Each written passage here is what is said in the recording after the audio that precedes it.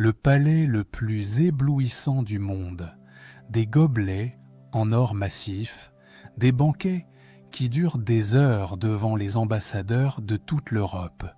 Et pourtant, ce qu'on versait dans ces gobelets aurait fait vomir n'importe qui aujourd'hui. À Versailles, l'eau qui sortait des canalisations était verdâtre, contaminée au plomb. Parfois, elle sentait les égouts. Le vin servi aux courtisans contenait un poison, de l'oxyde de plomb, ajouté volontairement pour masquer le goût acide. Et le roi Soleil lui-même, chaque matin, avalait des potions à base d'antimoine, un métal toxique que ses propres médecins lui faisaient boire comme remède. Pendant ce temps, à quelques mètres des ors de la Galerie des Glaces, des milliers de serviteurs se partageaient une eau que personne, aujourd'hui, n'oserait donner à un animal. Le plus grand palais d'Europe était aussi l'un des endroits les plus écœurants où boire. Et ce que vous ne savez pas encore, c'est que certaines de ces boissons n'ont pas seulement rendu malade la cour de France, elles ont lentement empoisonné le roi le plus puissant du monde. Avant de plonger dans cette histoire, dites-moi en commentaire depuis quel pays vous regardez cette vidéo. Je suis toujours impressionné de voir à quel point notre histoire passionne bien au-delà des frontières de la France. Et si vous aimez découvrir les vérités cachées derrière les grandes façades de notre passé, abonnez-vous. Chaque semaine, on ouvre ensemble des portes que les manuels d'histoire ont préféré laisser fermées. Maintenant, remontons le temps. Direction Versailles. Imaginez un instant, vous êtes courtisan à Versailles. Vous avez tout sacrifié pour être là, votre fortune, votre domaine de province, parfois même votre dignité. Vous vivez dans l'un des couloirs les plus prestigieux du palais. Vous portez des vêtements brodés d'or. Vous croisez chaque matin le roi Soleil dans la Galerie des Glaces. Et pourtant, quand vous avez soif, vous hésitez, parce que l'eau qu'on vous propose a une couleur étrange, une odeur douteuse et un goût que vous préférez ne pas décrire. Bienvenue à Versailles, le palais le plus admiré du monde et l'un des endroits les plus difficiles d'Europe pour simplement boire. Pour comprendre ce paradoxe, il faut revenir au choix le plus controversé de Louis XIV, un choix que ses propres conseillers ont tenté de lui déconseiller, un choix qui a défié la logique, la géographie et le bon sens. Le roi a décidé de bâtir le plus grand palais du monde sur un marécage. Le site de Versailles, avant que Louis XIV n'en fasse sa résidence, n'est rien. Un terrain plat, humide, entouré de bois et de marais. Pas de rivière majeure à proximité, pas de source abondante, pas de nappe phréatique fiable. Le duc de Saint-Simon, l'un des mémorialistes les plus acérés de la cour, a décrit l'endroit avec une franchise cinglante. Pour lui, Versailles était, je cite, « le plus triste et le plus ingrat de tous les lieux, sans vue, sans bois, sans eau, sans terre, sans eau. » C'est un mot terrible quand on parle d'un lieu destiné à devenir le cœur de la monarchie absolue. Mais Louis XIV ne recule devant rien. Il veut Versailles, il l'aura. Et tant pis si la nature refuse de coopérer. Le problème, c'est que Louis XIV ne veut pas seulement un palais.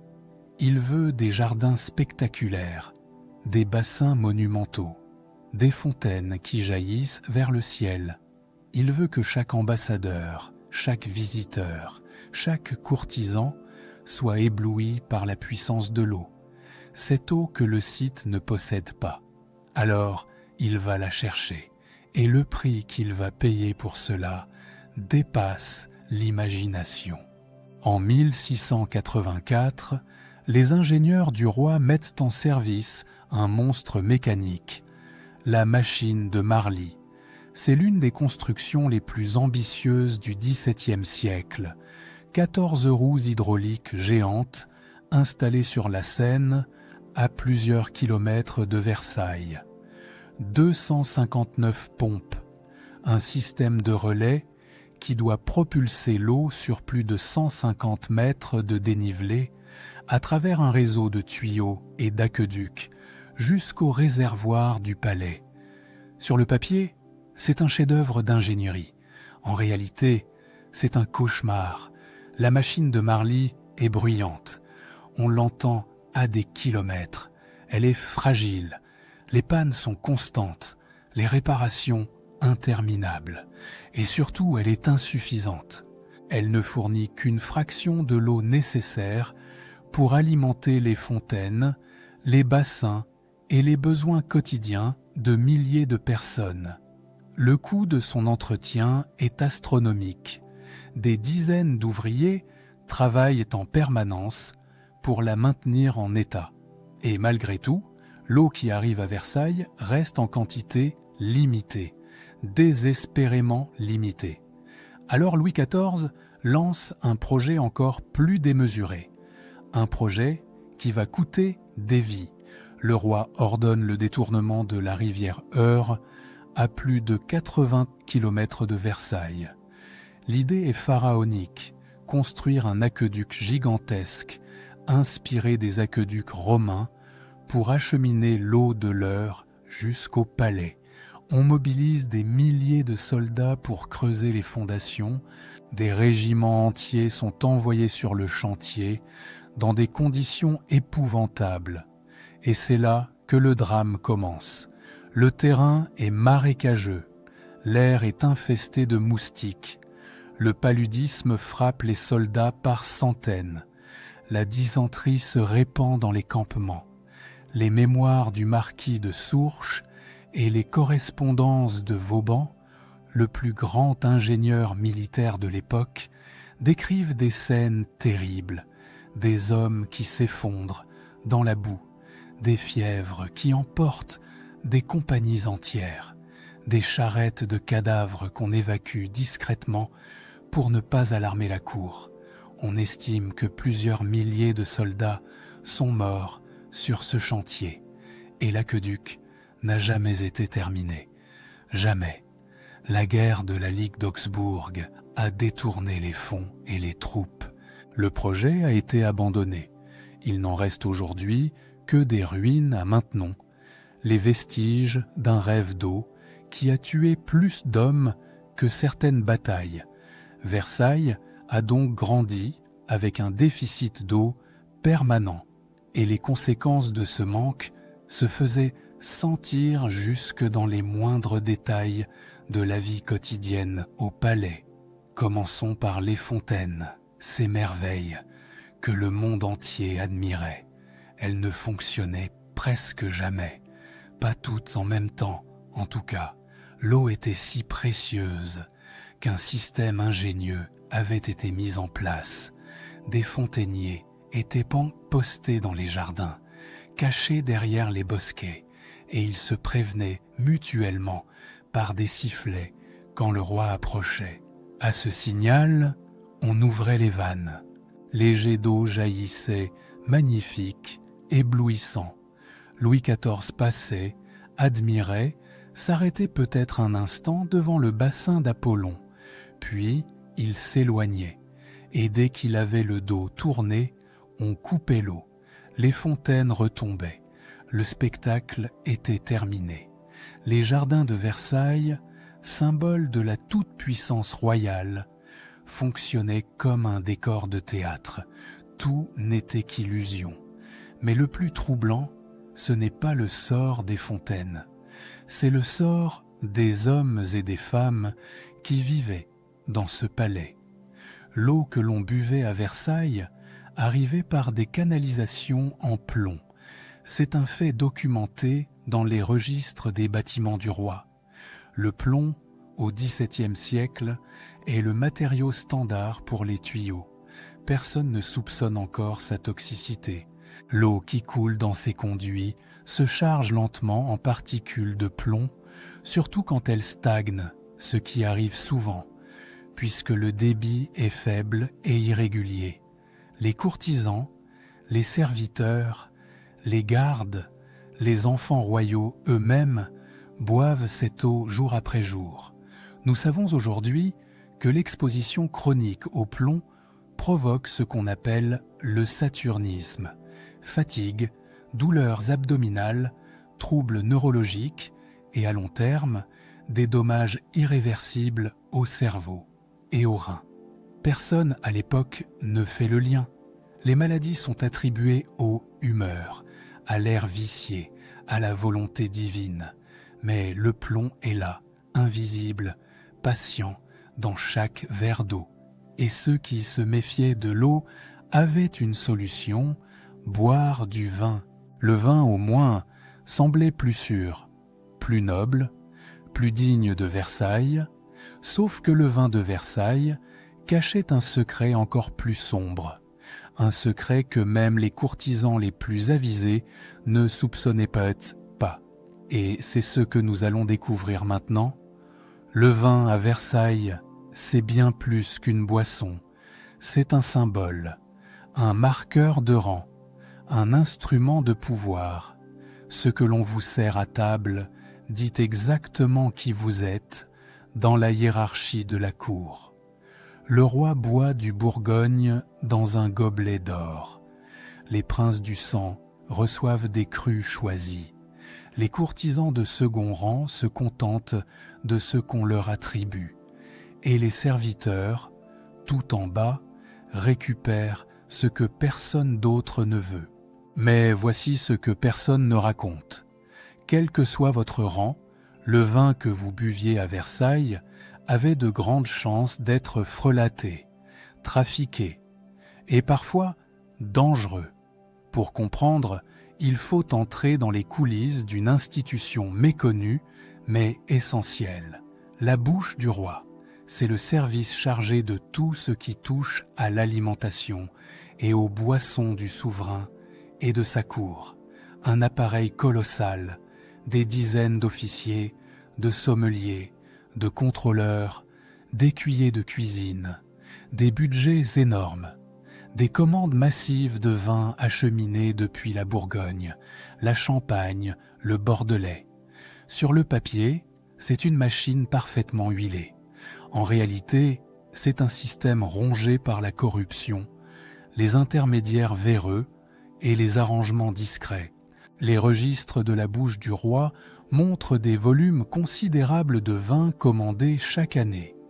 Mais entre le domaine viticole et le gobelet du courtisan, le vin passe par de nombreuses mains, des négociants, des transporteurs, des cavistes. Et à chaque étape, la tentation est grande de couper le vin, de le diluer, de le corriger pour augmenter les profits ou masquer une qualité médiocre. Et c'est là que les choses deviennent véritablement inquiétantes. Au XVIIe siècle, une pratique est répandue dans le commerce du vin en France, et pas seulement à Versailles. Quand un vin est trop acide, trop vert, trop difficile à boire, on y ajoute un produit pour l'adoucir. Ce produit porte un nom, la litharge. C'est de l'oxyde de plomb, un composé au goût légèrement sucré qui arrondit le vin, le rend plus agréable en bouche et lui donne une apparence plus flatteuse. Le problème, c'est que la litharge est un poison lent, insidieux, qui s'accumule dans le corps au fil des mois et des années. Le médecin Guy Patin, l'un des esprits les plus caustiques de la faculté de médecine de Paris, dénonce ces pratiques dans ses correspondances. Il décrit des cas de coliques violentes, de paralysie, de mort suspecte qu'il attribue au vin frelaté. On parle alors de coliques de plomb ou de coliques du Poitou, parce que certains vins de cette région sont particulièrement concernés. Mais la pratique ne se limite pas au Poitou, elle est partout. Et elle touche aussi les vins qui arrivent à la cour. Il faut imaginer la scène. Un courtisan lève son verre lors d'un souper dans les appartements du roi. Le vin a une belle couleur, un goût acceptable, peut-être même agréable. Il ne sait pas que ce goût agréable vient en partie d'un additif toxique. Il ne sait pas que chaque gorgée dépose dans son organisme des traces de plomb qui, année après année, détruisent silencieusement ses reins, son système nerveux, son cerveau. Le saturnisme ne tue pas d'un coup, il ronge, lentement. Et personne, à cette époque, ne comprend d'où viennent ces maux chroniques qui frappent tant de membres de la cour. Mais le vin de Versailles cache une autre histoire. Une histoire qui n'a rien à voir avec le plomb, mais tout à voir avec la vanité, la rivalité et le pouvoir médical. C'est la guerre du Champagne contre la Bourgogne. Le vin que l'on appelle champagne à la cour de Louis XIV n'a rien à voir avec les bulles dorées que nous connaissons aujourd'hui. C'est un vin tranquille, souvent grisâtre, léger, parfois légèrement pétillant. Mais cette effervescence est considérée comme un défaut, un accident de fabrication, Dom Pérignon, le moine bénédictin, que la légende a transformé en inventeur du champagne, travaille en réalité à éliminer ces bulles indésirables, pas à les créer. Le champagne tel que nous le célébrons aujourd'hui est un mythe inversé. Ce que nous adorons était, à l'époque, ce qu'on cherchait à supprimer. Louis XIV, pendant des années, boit du champagne. Puis son médecin personnel, Antoine d'Aquin, est remplacé par Guy Crescent-Fagon, un homme austère et convaincu. Fagon décrète que le champagne est néfaste pour la santé du roi. Trop acide, trop instable, il prescrit le Bourgogne, un vin plus sombre, plus charpenté, jugé plus nourrissant selon les théories médicales de l'époque. Le roi obéit, et du jour au lendemain, la cour entière bascule. Ce que boit le roi, tout le monde veut le boire. Cette décision déclenche une querelle féroce. La faculté de médecine de Paris se déchire. Des traités entiers sont publiés pour défendre l'un ou l'autre vin. Des médecins champenois rédigent des pamphlets contre le Bourgogne. Des médecins bourguignons ripostent. Ce qui ressemble à un débat scientifique est en réalité une guerre commerciale déguisée en dispute médicale où des fortunes, des réputations et des régions entières ont leur destin suspendu au palais d'un seul homme. Le vin de Versailles n'était donc pas seulement une boisson, c'était un champ de bataille, un terrain d'intrigue où se croisait la corruption des marchands, l'ignorance toxique des additifs au plomb et les rivalités de médecins prêts à tout pour garder l'oreille du roi.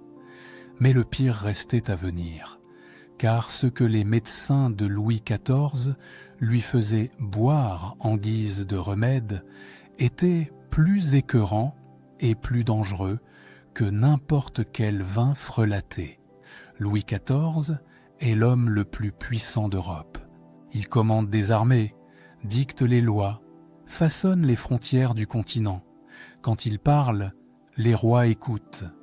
Quand il se lève, la cour entière se lève.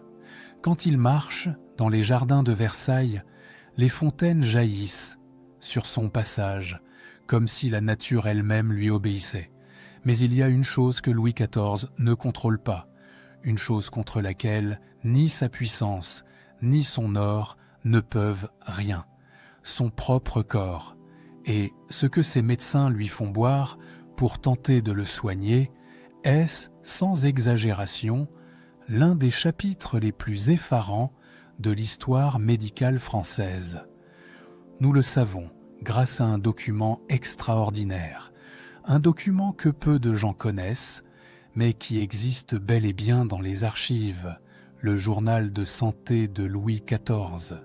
Pendant plus de 50 ans, les médecins successifs du roi d'abord Vallaud, puis d'Aquin, puis Fagon, ont consigné jour après jour l'état de santé du souverain. Chaque symptôme, chaque traitement, chaque potion administrée, chaque réaction du corps royal. C'est un document clinique d'une précision stupéfiante, et quand on le lit aujourd'hui, avec nos connaissances modernes, on oscille entre la fascination et l'effroi. Commençons par le remède le plus célèbre et le plus redoutable de l'époque. Le vin émétique, c'est une préparation à base d'antimoine, un semi-métal toxique dissous dans du vin. L'idée est simple selon la médecine du XVIIe siècle. Le corps est malade parce qu'il contient des humeurs corrompues. Pour le guérir, il faut purger ces humeurs. Et le vin émétique purge avec une violence inouïe. Il provoque des vomissements brutaux, des diarrhées torrentielles, des sueurs froides. Le patient est vidé, épuisé, parfois au bord de l'évanouissement. Et les médecins considèrent que c'est bon signe, que le corps se nettoie. L'antimoine a une histoire tumultueuse en France. La faculté de médecine de Paris l'a interdit en 1566, le jugeant trop dangereux. Pendant un siècle, son usage est resté clandestin, contesté, réservé aux médecins les plus audacieux ou les plus imprudents. Puis, en 1658, le jeune Louis XIV tombe gravement malade, une fièvre violente. Les médecins officiels sont impuissants. On fait appel à un praticien qui administre le vin émétique. Le roi survit et l'antimoine est réhabilité. En 1666, la faculté lève officiellement l'interdiction. Un poison est devenu un remède national parce que le roi a survécu à une seule dose. C'est aussi arbitraire que cela. Mais l'antimoine n'est que le début. Le journal de santé révèle un catalogue de breuvages qui défie l'imagination. Des tisanes de séné, une plante aux propriétés laxatives, si puissante qu'elle provoque des crampes abdominales violentes. Des décoctions de rhubarbe amère, prescrites pour évacuer la bile. Des bouillons médicinaux préparés avec des os, des herbes, des racines, parfois enrichis de substances minérales dont la composition exacte nous fait frémir aujourd'hui, et surtout des lavements, des centaines de lavements, des milliers de lavements. Les historiens qui ont étudié le journal de santé estiment que Louis XIV a reçu plus de 2000 lavements au cours de sa vie. 2000, c'est un chiffre presque impossible à concevoir. Cela signifie que pendant des décennies, le roi de France subissait cette procédure plusieurs fois par semaine. C'était devenu une routine, un rituel médical aussi banal que le lever du roi ou la messe du matin. Le lavement faisait partie intégrante de la vie quotidienne du monarque le plus puissant du monde. Et personne à la cour ne trouvait cela étrange, parce que la médecine de l'époque en avait fait la pierre angulaire de la santé. Mais il y a un épisode du journal de santé qui mérite qu'on s'y arrête. Un épisode qui ressemble à un roman d'espionnage médical. Dans les années 1680, Louis XIV souffre de fièvre récurrente. Ses médecins sont dépassés. Leur purge et leurs potions ne fonctionnent plus. C'est alors qu'un homme mystérieux entre en scène. Il s'appelle Robert Talbot. C'est un Anglais, un empirique, comme on dit à l'époque, c'est-à-dire un praticien sans diplôme officiel, considéré comme un charlatan par la faculté. Talbot possède un remède secret contre les fièvres, un remède qu'il a déjà administré avec succès au roi d'Angleterre Charles II. Ce remède, c'est l'écorce de quinquina, importée d'Amérique du Sud par les missionnaires jésuites.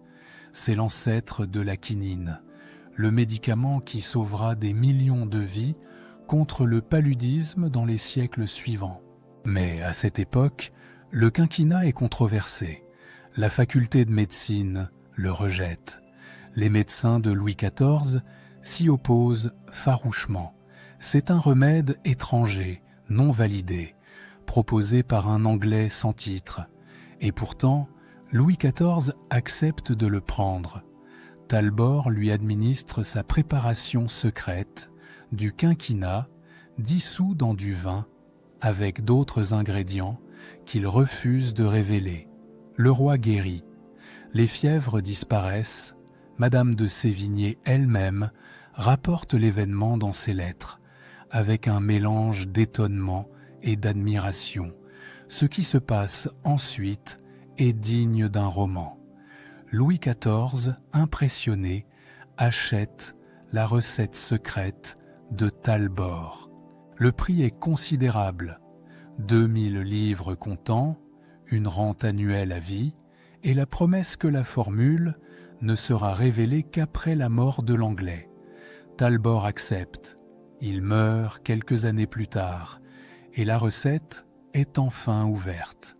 On découvre alors que le grand secret de cet empirique anglais n'était rien d'autre que du quinquina infusé dans du vin, un remède que les jésuites utilisaient depuis des décennies en Amérique du Sud.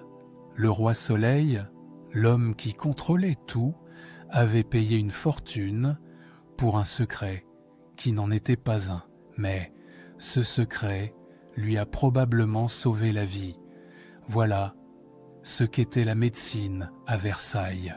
Un mélange de poisons prescrits comme remède, de remèdes rejetés comme poison, et de décisions médicales qui relevaient davantage de la politique que de la science. Et pendant ce temps, d'autres boissons, venues de l'autre bout du monde, arrivaient aux portes du palais. Des boissons qui allaient bouleverser les habitudes de toute la cour et diviser Versailles comme jamais. En 1669, un homme arrive à Paris. Il s'appelle Soliman Aga. C'est l'envoyé du sultan ottoman Mehmed IV. Et il transporte avec lui quelque chose que la cour de France n'a encore jamais goûté. Un liquide noir, brûlant, amer, servi dans de petites tasses selon un cérémonial que personne ici ne comprend. Du café. L'ambassade de Soliman Aga est un événement mondain considérable. Tout Paris en parle. Les courtisans se pressent pour assister aux réceptions de l'envoyé ottoman, où l'on sert ce breuvage exotique sur des plateaux d'argent, dans une mise en scène orientale qui fascine autant qu'elle déroute. Les dames de la cour sont intriguées, les hommes goûtent, grimacent, commentent. Beaucoup trouvent le café proprement imbuvable, trop amer, trop noir, trop étrange. Madame de Sévigné, cette chroniqueuse infatigable de la vie parisienne, observe le phénomène avec son ironie habituelle. Dans une lettre à sa fille, elle écrit une phrase devenue célèbre. Elle compare le café à Racine, le dramaturge alors au sommet de sa gloire, et prédit que tous les deux passeront de mode. Racine passera comme le café, écrit-elle avec une assurance absolue. L'histoire lui a donné tort sur les deux tableaux. Racine est devenu immortel et le café a conquis le monde. Mais à Versailles, dans les années 1670 et 1680, le café reste un objet de méfiance. Les médecins de la faculté publient des traités alarmistes. Le café dessèche le cerveau, affirment certains. Il brûle le sang, prétendent d'autres. Il provoque l'impuissance, l'insomnie, la mélancolie. Un médecin de Marseille écrit un pamphlet entier pour démontrer que le café est un poison oriental envoyé pour affaiblir la chrétienté. On sourit aujourd'hui, mais à l'époque, ces accusations sont prises très au sérieux. Et le café n'est pas la seule boisson exotique à diviser la cour. Il y a aussi le chocolat. Le chocolat arrive en France par l'Espagne. et plus précisément par le mariage. Quand Louis XIV épouse Marie-Thérèse d'Autriche, l'infante d'Espagne, en 1660, la jeune reine apporte avec elle une passion dévorante pour le chocolat.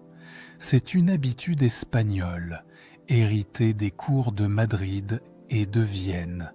Mais le chocolat du XVIIe siècle n'a strictement rien à voir avec ce que nous connaissons. Oubliez les tablettes sucrées et le cacao en poudre. Le chocolat de Versailles est un breuvage épais, gras, presque pâteux, préparé avec de l'eau ou du lait, du sucre en quantité et un mélange d'épices qui nous paraîtrait aujourd'hui inconcevable: poivre, clous de girofle, cannelle, vanille et parfois même de l'ambre gris, une substance cireuse extraite du système digestif des cachalots, utilisée comme parfum et comme arôme. Le résultat est un liquide lourd, puissant, au goût complexe et déroutant. Certains courtisans l'adorent, d'autres le trouvent écœurant. Les médecins, une fois de plus, se divisent. Certains prescrivent le chocolat comme un fortifiant, un stimulant, voire un aphrodisiaque. D'autres l'accusent d'épaissir le sang, de provoquer des fièvres et de corrompre les humeurs. La princesse Palatine, belle-sœur de Louis XIV et chroniqueuse impitoyable de la cour, mentionne le chocolat dans ses lettres avec un mélange de curiosité et de suspicion. Quant au thé, il reste en France une curiosité marginale. Les Anglais en font leur boisson nationale. Les Français, eux, le trouvent fade et sans caractère. On le considère davantage comme un remède que comme un plaisir, une tisane exotique sans grand intérêt. Le thé ne conquérera jamais Versailles. Café, chocolat, thé, trois boissons qui nous semblent aujourd'hui banales, inoffensives, quotidiennes. À Versailles, elles étaient des objets de scandale, de fascination et de terreur médicale. Mais au moins, les courtisans qui les goûtaient avaient le choix. Ils pouvaient accepter ou refuser, se méfier ou s'enthousiasmer. Ce luxe du choix, des milliers de personnes à Versailles ne l'avaient pas, car le palais du roi Soleil, il faut le rappeler, ce n'est pas seulement une cour de nobles en perruques poudrées, c'est une ville de 5 000, parfois 10 000 personnes.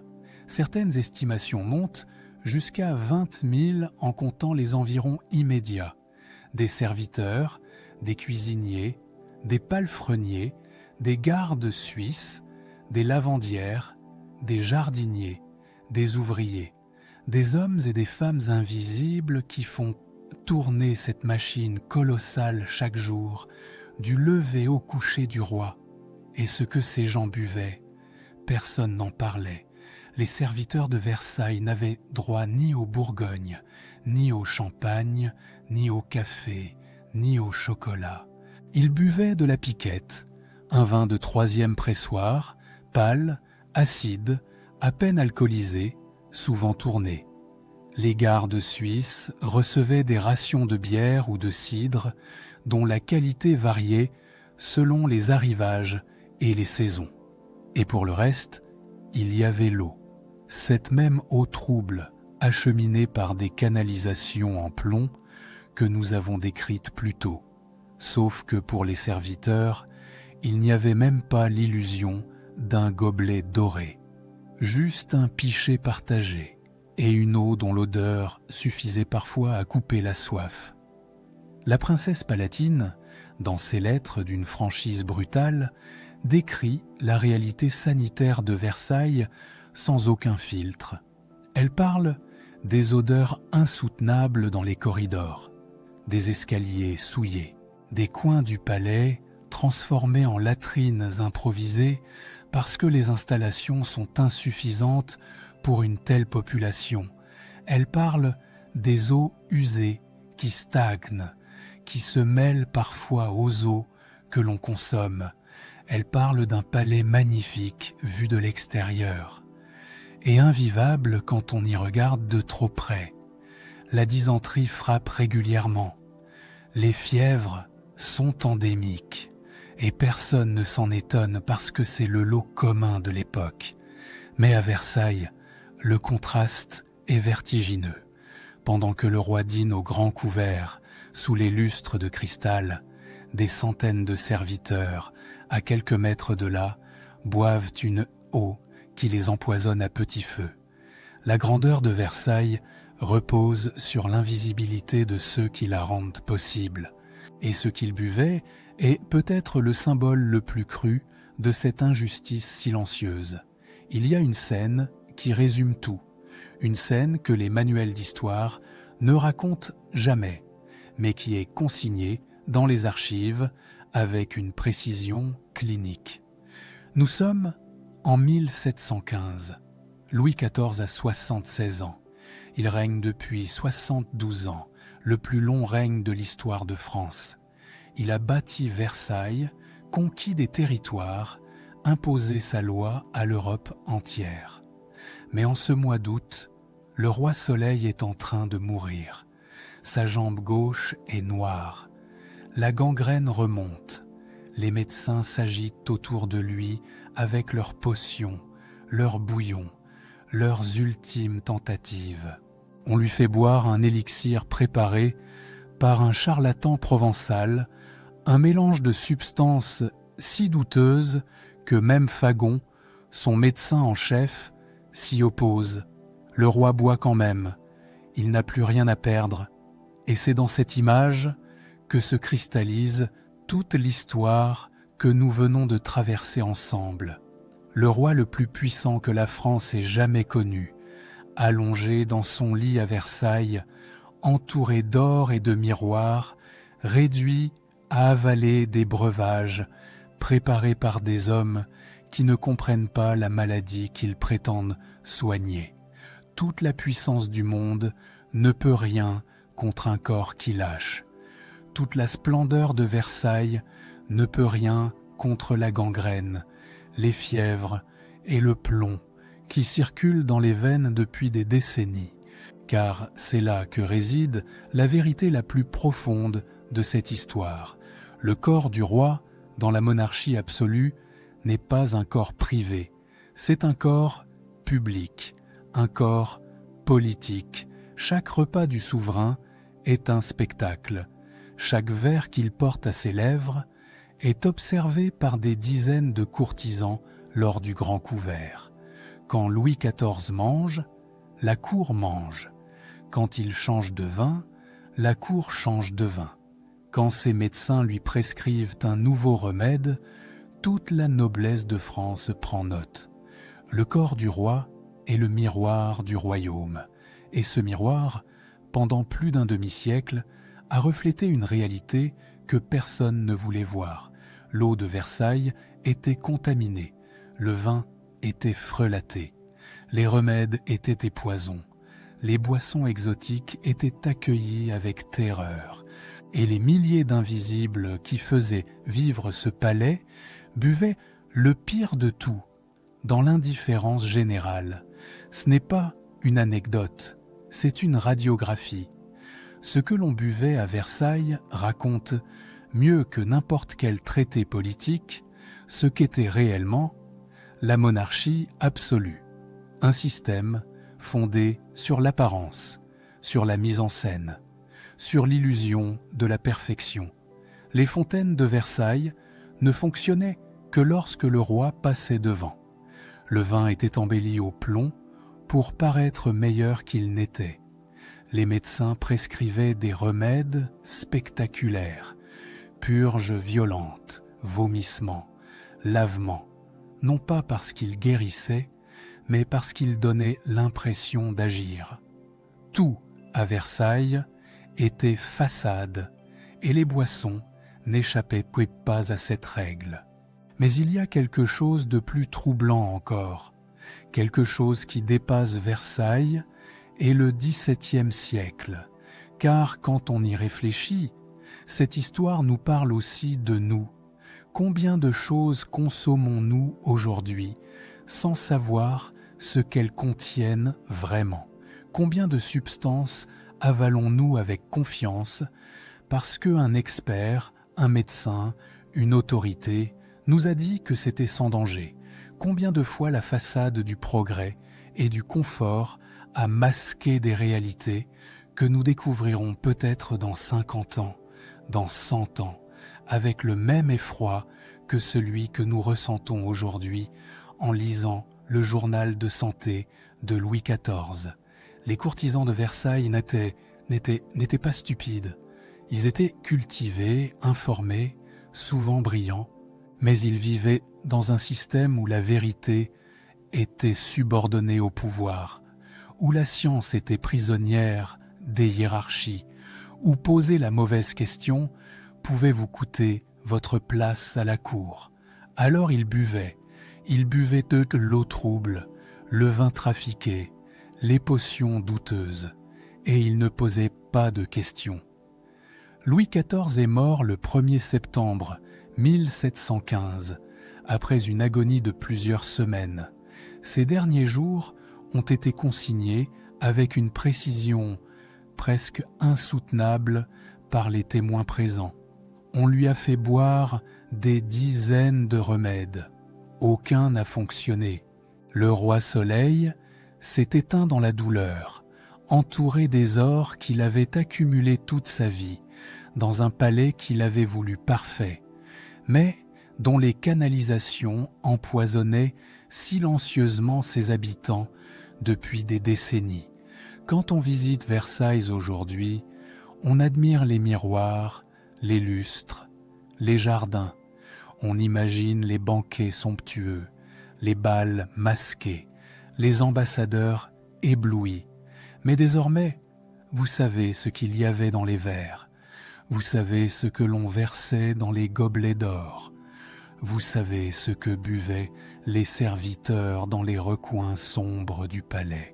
Et vous savez que derrière la plus belle façade du monde, il y avait une eau verdâtre, un vin au plomb, des potions à l'antimoine et des milliers de gens qui n'avaient pas d'autre choix que de boire ce qu'on leur donnait. Les boissons de Versailles ne sont pas une curiosité historique, elles sont un rappel. Le rappel que la grandeur est toujours posée sur la fragilité, que le luxe ne protège pas de l'ignorance et que dans les détails les plus humbles de la vie quotidienne, ce que l'on boit, ce que l'on mange, ce que l'on endure en silence, se cache la vérité la plus nue d'une civilisation. La prochaine fois que vous lèverez votre verre, ayez une pensée pour Versailles, pas pour le Versailles des dorures et des cartes postales, pour le vrai, celui où même le roi ne savait pas ce qu'il buvait.